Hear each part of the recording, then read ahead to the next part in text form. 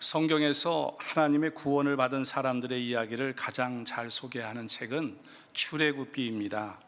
3일 기도회마다 출애굽기를 강의하고 있는데 출애굽기를 크게 세 가지 묶음으로 묶어보면 첫째는 이름 그대로 출애굽입니다. 사랑하시는 백성들을 애굽에서 구원하시기 위해서 애굽에 10가지 재앙을 내리신 후에 결국 애굽 왕 바로의 항복을 받아내시고 백성들을 출애굽시키십니다. 12장까지 이어지는 내용입니다. 둘째는 율법입니다. 애굽의 노예로 살았던 백성들을 구원해서 출애굽시키신 하나님께서 이제는 너희가 내 백성이다 선포하시며 그들에게 율법을 주십니다. 하나님의 백성답게 살라는 뜻으로 23장까지 이어지는 내용입니다. 셋째는 믿음과 순종입니다. 애굽에서 해방된 백성들, 이제는 하나님의 백성답게 살라고 주신 율법, 이 율법의 말씀을 믿고 순종하는 일입니다. 여러분, 이 믿음과 순종은 하나님께서 함께 해주셔야 가능한 일이기에 하나님은 이스라엘 백성들로 성막을 짓게 하셨습니다. 내가 성막에 거하며 너희들과 함께 하겠다. 따라서 성막은 하나님 편에서 보면 사랑하는 백성들과 함께 거하신다는 약속의 징표이고, 백성들 편에서 보면 믿음과 순종의 근거가 되는 것입니다. 그리고 출애굽기는 이 성막을 봉헌하고, 그리고 이 성막에 여호와의 영광이 충만한 것을 소개하며 마무리됩니다. 여기서 한 가지 간과하지 말아야 할 것은, 출애굽기에는 가나안 땅에 들어가는 이야기가 없지만 출애굽의 마지막은 가나안 땅에 들어가는 것을 목표로 하고 있다라는 사실입니다. 창세기를 보면 하나님은 아브라함과 언약을 세우십니다. 창세기 15장 13절에서 16절을 제가 읽겠습니다. 여호와께서 아브라함에게 이르시되 너는 반드시 알라. 네 자손이 이방에서 객이 되어 그들을 섬기겠고 그들은 400년 동안 네 자손을 괴롭히리니 그들이 섬기는 나라를 내가 징벌할지며 그 후에 네 자손이 큰 재물을 이끌고 나오리라. 너는 장수하다가 평안히 조상에게로 돌아가 장사될 것이요 네 자손은 4대 만에 이 땅으로 돌아오리니. 말씀을 통해서 확인할 수 있는 것처럼 하나님께서는 아브라함을 부르실 때 이미 출애굽 사건을 언급하셨고, 또 가나안 땅으로 데려오시겠다는 약속도 말씀하셨음을 알 수 있습니다. 그러므로 출애굽기는 이스라엘 백성들을 구원하신 후에 율법을 주시고 성막 봉헌으로 마무리하고 있지만, 결국 젖과 꿀이 흐르는 땅 가나안으로 이 백성들을 인도하시는 것을 이미 아브라함을 부르실 때에 목적하고 계셨다라는 사실을 알 수 있습니다. 이처럼 구원의 사건에서 하나님이 어떻게 일하시는가를 아주 잘 보여주는 출애굽기에서 오늘 우리가 본문의 설교의 모멘텀을 찾으려고 하는 것은 바로 출애굽기의 세 번째 묶음이었던 믿음과 순종입니다. 이 믿음과 순종의 삶을 살기 위해 하나님은 이스라엘 백성들을 젖과 꿀이 흐르는 가나안 땅으로 인도하시기 전에 40년을 광야에서 훈련시키셨습니다. 물이 없다며 원망하는 백성들에게 물을 주셨고, 먹을 것이 없다며 불평하는 백성들에게 먹을 것을 날라다 주셨습니다. 그것도 광야에서요.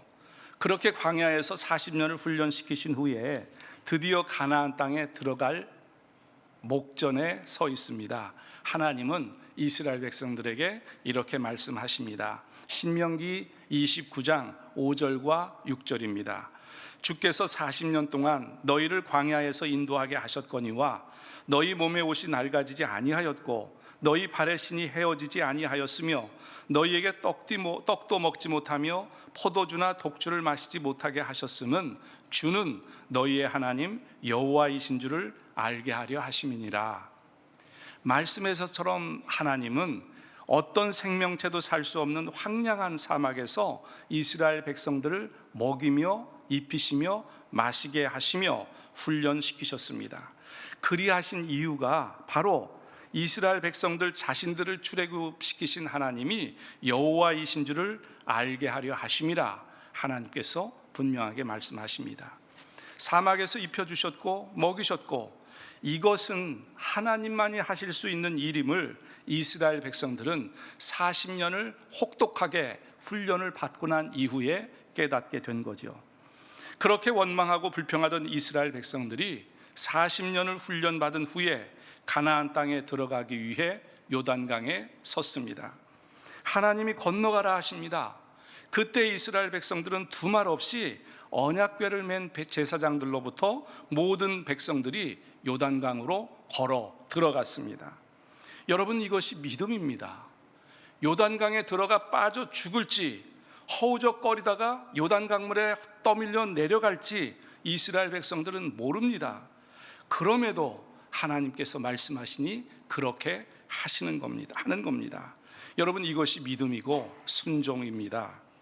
결과는 우리가 판단할 일 아니고 죽으면 죽으리라 하나님을 믿고 말씀에 순종하는 것, 이것이 하나님이 원하시고 기뻐하시는 믿음과 순종입니다. 이 믿음과 순종을 하나님은 오늘 우리에게도 요구하십니다. 여러분, 자녀들을 키우셨던 부모 세대들에게 아련한 추억거리로 많이 남아있는 일일 것입니다. 아마도 엄마보다도 아빠가 주로 이런 시험 많이 하셨을 건데요, 제가 그렇게 했기 때문입니다.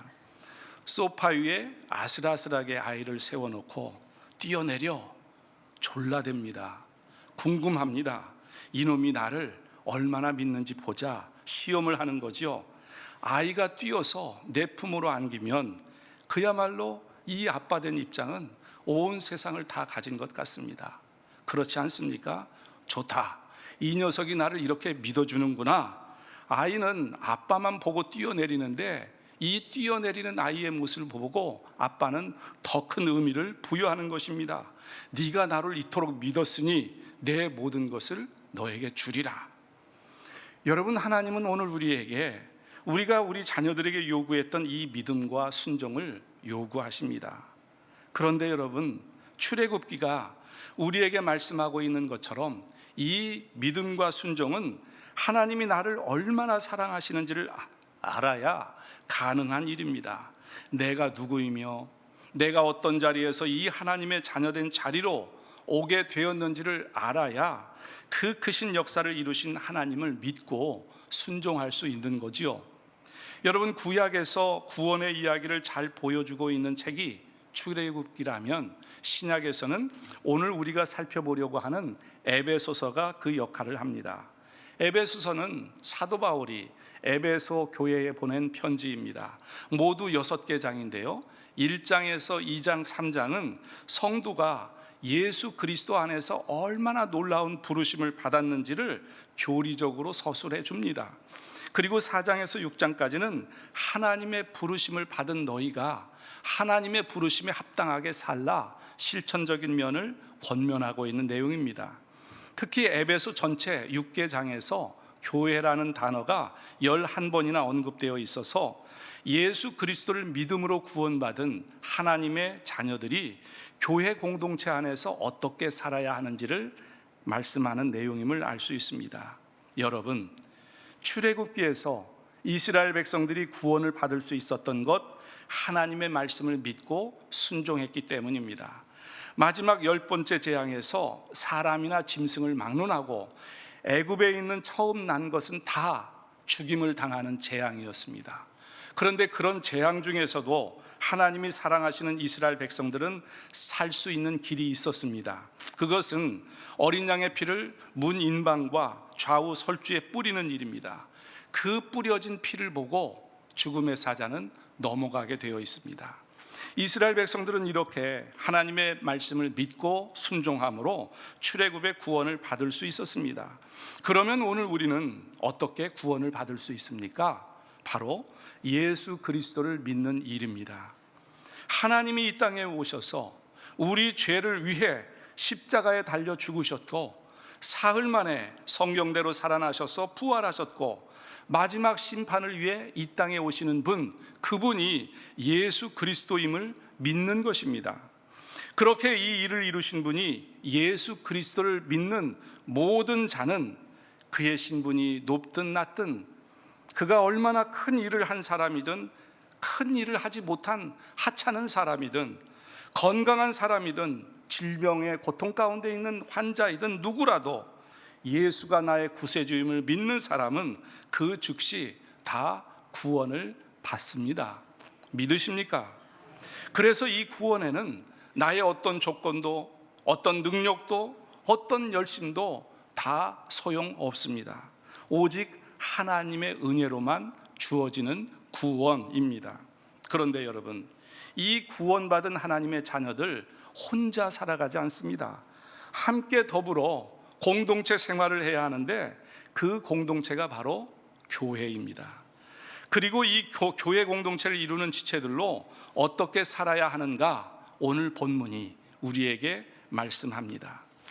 오늘 우리는 사도 바울의 권면을 나눌 것입니다. 한 말씀도 흘려보내지 말고 듣고 결단함으로 삶의 자리에서 하나님의 거룩한 자녀들이 되기를 애쓰고 또 그런 훈련하시는 저와 여러분 모두가 되시기를 간절히 소원합니다. 오늘 본문은 그런즉이라는 말로 시작합니다. 그런즉 앞의 내용이 설명이고 이유이고 서술입니다.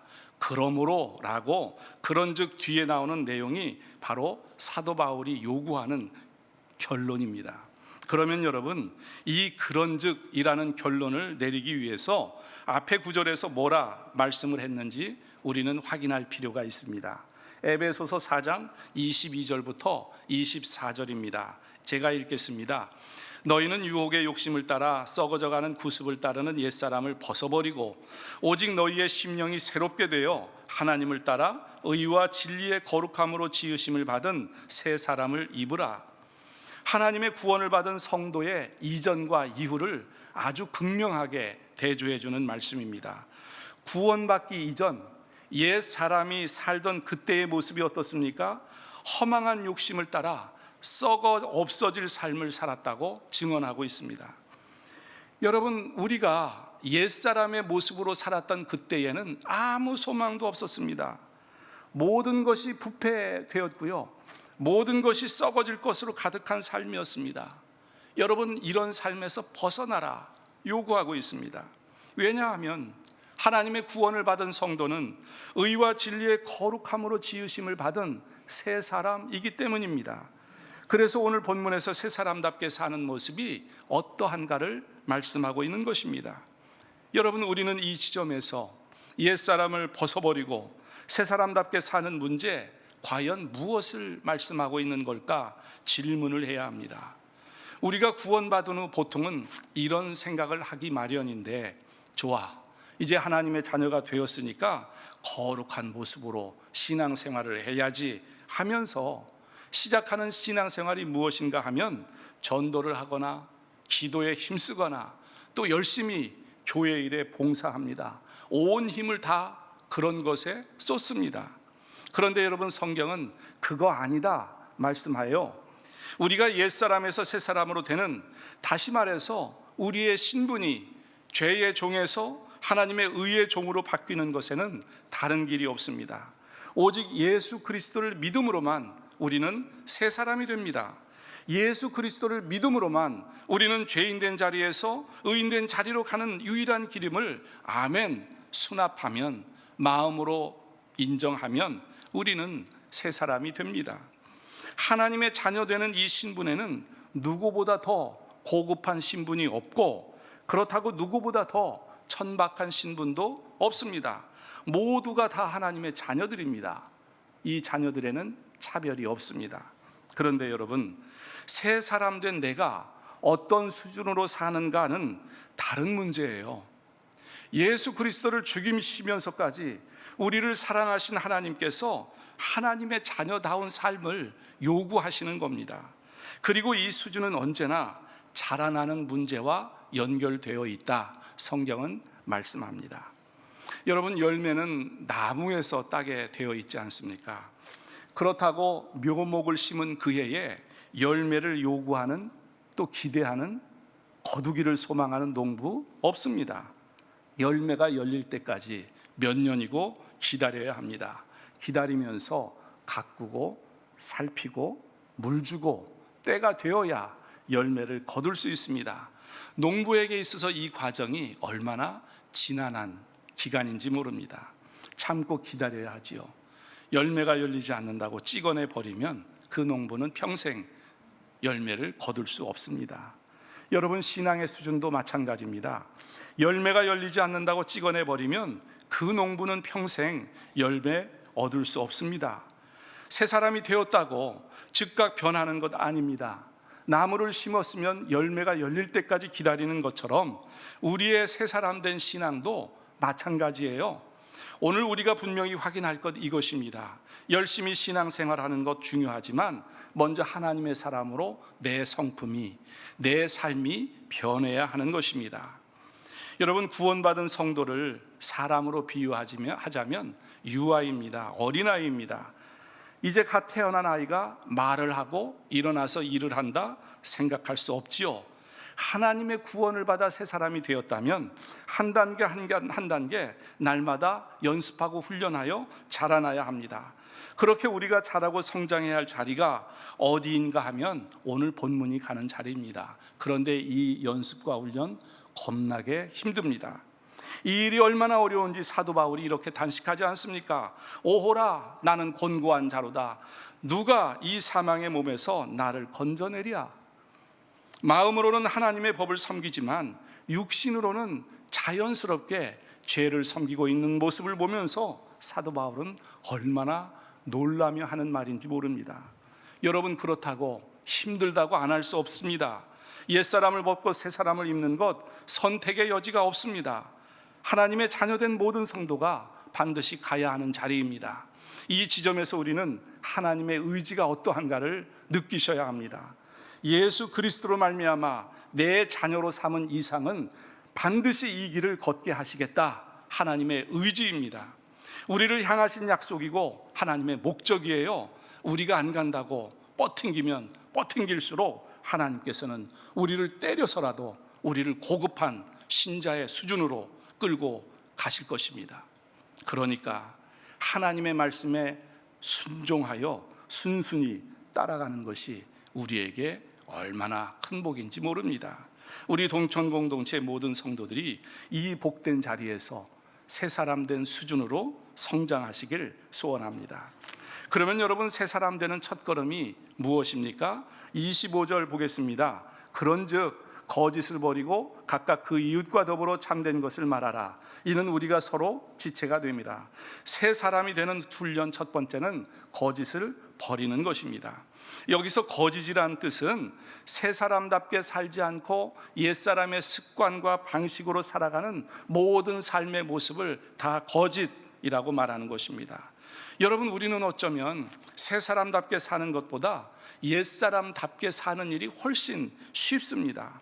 왜냐하면 옛사람다운 사람은 이미 우리가 경험했던 삶이고 아무 노력도 하지 않고도 자연스럽게 살아갈 수 있기 때문입니다. 이미 습관화되어 있지요. 그런데 새 사람은 그렇지 않습니다. 그동안 가보지 않은 삶이고, 그래서 낯설기 그지없는 삶이고, 몸에 된 습관이 아니라서 어렵고 힘들고, 그래서 하기 싫습니다. 여러분, 우리가 다 어려서 경험한 일 아닙니까? 우리 중에 누구도 어릴 때 이 닦기, 쉽게 얘기하면 이빨 닦기 좋아한 사람은 없을 것입니다. 처음 맡아보는 치약 냄새며 그 무서운 거품하며 칫솔질 자체가 어색해서 다 싫다고 안 한다고 때를 썼을 것입니다. 그런데 지금은 칫솔질 안 하면 안 되는 이런 자리까지 와 있지 않습니까? 어떻게 이 자리까지 오게 됐습니까? 부모님한테 설득당하면서 싫은 것 억지로 한 것이 오늘 이 자리까지 오게 된 것입니다.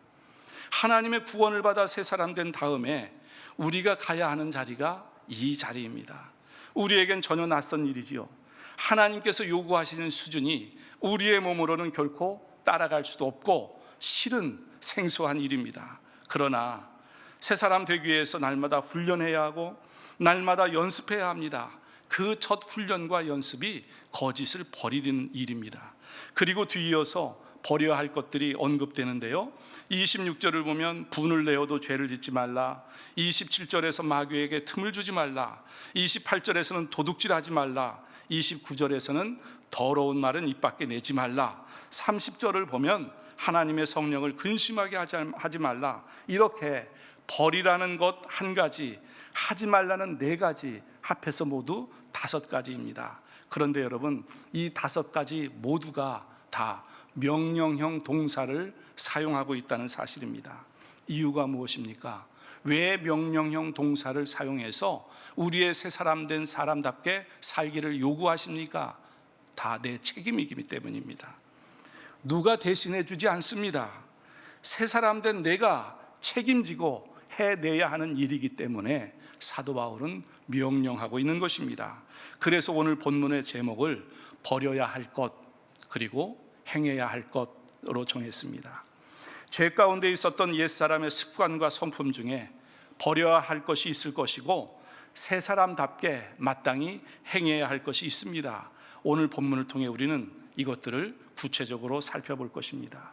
그런데 여러분, 이 세상에서 이런 훈련과 연습이 필요한 것은 나 혼자 살아가지 않기 때문입니다.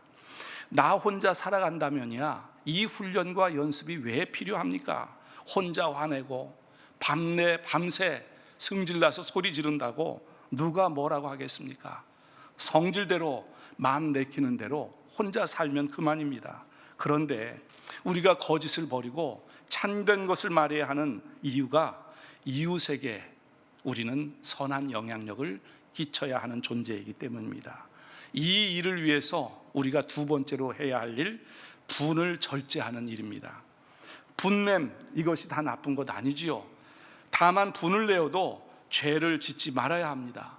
평소에는 특히나 교회 안에서 신앙생활을 할 때는 저 사람이 분노할 때 어떤 모습일까 생각할 수 없을 정도로 너무나 경건한 모습으로, 너무나 경건한 표정으로 신앙생활을 합니다. 그런데 화를 내거나 분노하는 모습을 보면은 그 사람의 됨됨이가 어떠한지를 알 수 있습니다. 성경을 보면 이 분냄으로 하나님의 진노를 받은 사람이 있지 않습니까? 모세가 그렇게 열심으로 하나님의 일에 충성했어도 자신의 분냄 때문에 하나님의 진노를 받아 가나안 땅으로 들어가지 못했습니다. 여러분, 우리도 신앙생활하는 중에 분을 낼 수 있습니다. 마땅히 죄, 마땅히 악에 대해서 분을 낼 줄 알아야 합니다. 참아서는 안 됩니다. 그런데 이웃에 대하여 이웃을 매장하듯 분을 내는 것은 아니라는 거죠. 26절을 보면 분이라는 단어가 2번 나옵니다. 분을 내어도 죄를 짓지 말며 해가 지도록 분을 품지 말고, 두 번째 나오는 이 분, 그러니까 해가 지도록 품는 분, 이것은 복수심에서 나오는 분입니다. 그러니까 26절이 의미하는 바는 이거죠. 사람은 누구나 화를 낼 수 있지만 화를 내는 것에서 그치지 않고 꼭 복수심으로까지 연결된다는 것입니다. 그러지 말라는 거죠. 여러분, 이 분을 낼 때 조심할 것이 있습니다. 바로 사탄입니다. 우리가 미움과 원한의 감정을 오래 가지고 있을 때에 사탄에게 틈을 줄 수 있습니다. 사탄이 우리 마음에 들어오면 단순한 분노가 범죄를 저지르는 일까지 발전할 수 있습니다. 그래서 성경은 해가 지도록 분을 품지 말라 말씀하는 것입니다. 이어지는 28절에는 조금 문맥과 다른 것 같은데, 도둑질하는 자는 다시 도둑질하지 말고 돌이켜 가난한 자에게 구제할 수 있도록 자기 손으로 수고하여 선한 일을 하라 말씀합니다. 세 번째 훈련은 도둑질하지 않는 것입니다. 28절 말씀을 보면 자신이 번 것으로 구제할 수 있도록 수고하라 말씀하고 있는데, 그래서 이 28절에 도둑질이라는 단어는 조금 더 광범위하게 해석할 필요가 있습니다. 여러분, 구원에 있어서 성도는 항상 새 사람으로 출생한다는 사실을 기억해야 합니다. 이 말은 성도는, 하나님의 구원을 받아 새 사람 된 성도는 성인으로 출생하지 않는다라는 말이죠. 어려서 걷지 못하고, 그래서 한참 시간이 걸리고 어리숙한 상태로 시작하는 것이 구원받은 성도의 모습입니다. 오랜 시간 걸려서 험난한 과정을 거쳐야 하나님의 성도다운 모습으로 살 수 있는 거죠. 도둑질하지 말라면서 권면하는 말씀이 가난한 자에게 구제할 수 있도록 자기 손으로 수고하여 선한 일을 하라입니다. 이 말은 자기 신앙의 성장과 진보를 위해서 적극적으로 하지 않는 모든 것을 다 도둑질이라는 단어로 묶어서 말씀하고 있는 것입니다. 여러분 29절 보십시오. 무릇 더러운 말은 너희 입 밖에도 내지 말고 오직 덕을 세우는 데 소용되는 대로 선한 말을 하여 듣는 자들에게 은혜를 끼치게 하라. 새 사람답게 하는 훈련 네 번째는 더러운 말을 하지 않는 것입니다. 거듭 말씀하지만 오늘 본문에서 요구하는 성도가 해야 하는 훈련 모두 이웃과 관련되어 하는 일입니다. 특히 29절에서 언급하고 있는 이 말, 대단히 중요한 이웃과의 소통 매개체입니다. 평상시에 내뱉는 말도 중요하지만 무의식적으로 나오는 말을 조심하라, 그 말입니다. 공식적으로 말할 때, 의도적으로 말할 때 이 말하는 모습을 통해서는 사람의 됨됨이 알 수 없습니다. 갑작스럽게 툭 튀어나온 말이나 이성을 잃었을 때 하는 말, 이 말을 29절에서 조심하라 하는 말입니다.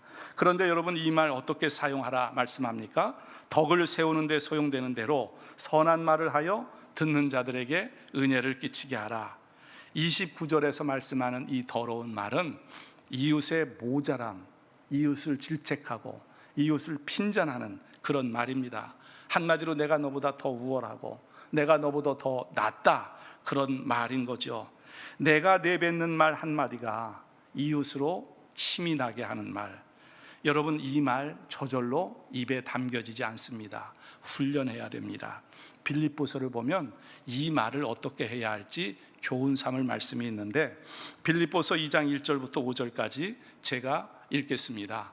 그러므로 그리스도 안에 무슨 권면이나 무슨 위로나 성령의 무슨 교제나 긍휼이나 자비가 있거든 마음을 같이하여 같은 사랑을 가지고 뜻을 합하며 한 마음을 품어 아무 일에든지 다툼이나 허용으로 하지 말고 오직 겸손한 마음으로 각각 자기보다 남을 낮게 여기고 각각 자기 일을 돌아볼 뿐더러 또한 각각 다른 사람들의 일을 돌아보아 나의 기쁨을 충만하게 하라. 너희 안에 이 마음을 품으라. 곧 그리스도 예수의 마음이니.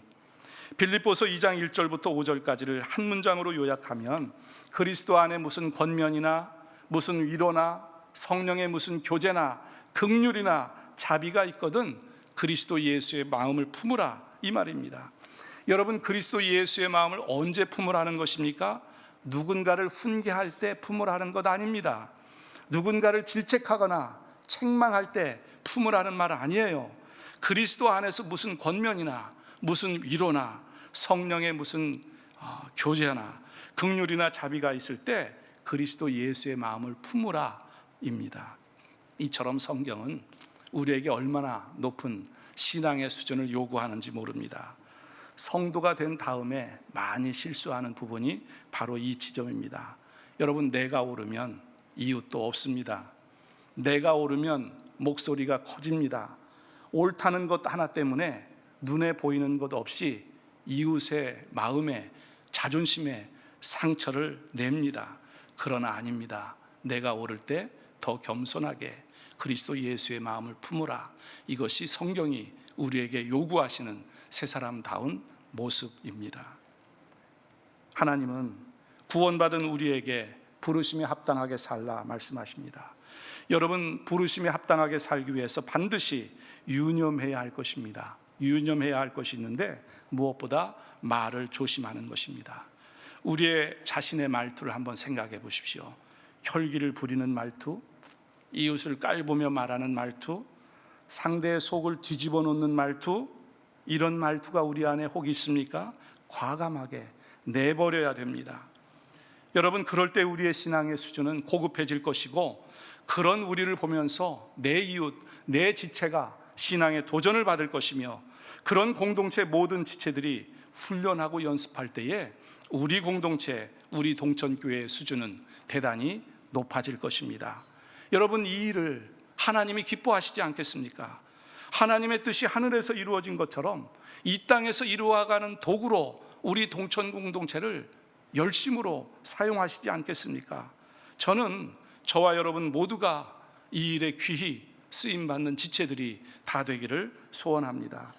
새 사람답게 사는 다섯 번째 훈련, 성령을 근심하게 하지 않는 것입니다. 30절 보십시오. 하나님의 성령을 근심하게 하지 말라. 그 안에서 너희가 구원의 날까지 인치심을 받았느니라.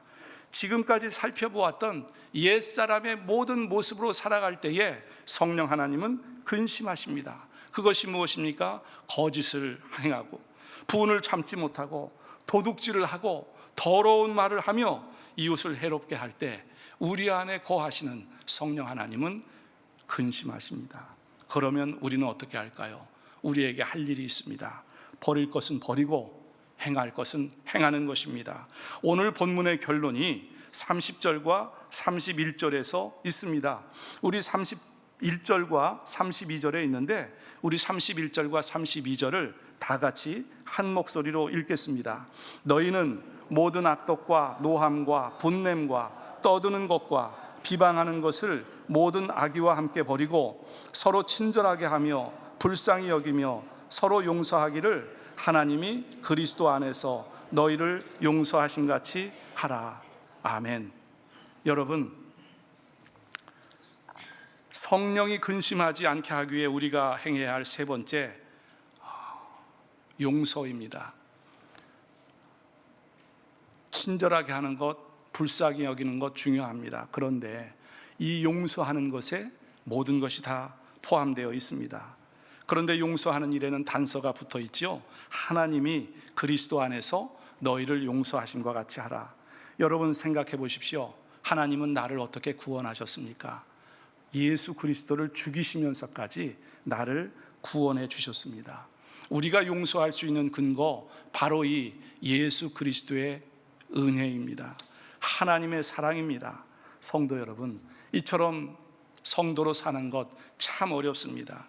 하나님의 자녀답게 흠도 없고 점도 없고 주름진 것이나 더러운 것이나 이런 것이 없는 완성된 자로 세워지게 되는 것은 너무 어렵지만, 그러나 하나님께서 우리에게 요구하시는 일입니다. 감사한 것은 하나님께서 신앙의 완성된 자로 요구하시는 것뿐만 아니라 그에 합당한 은혜와 사랑을 때를 따라 무한히 부어주신다는 사실입니다. 이 사실로 인하여 우리가 넘어지지만 또다시 온전하게 설 수 있는 것입니다. 우리가 힘에 겨워 힘들 때가 있지만 그럼에도 하나님의 자녀로 다시 일어나서 새롭게 살아갈 힘을 얻게 되는 것입니다. 말씀을 맺습니다.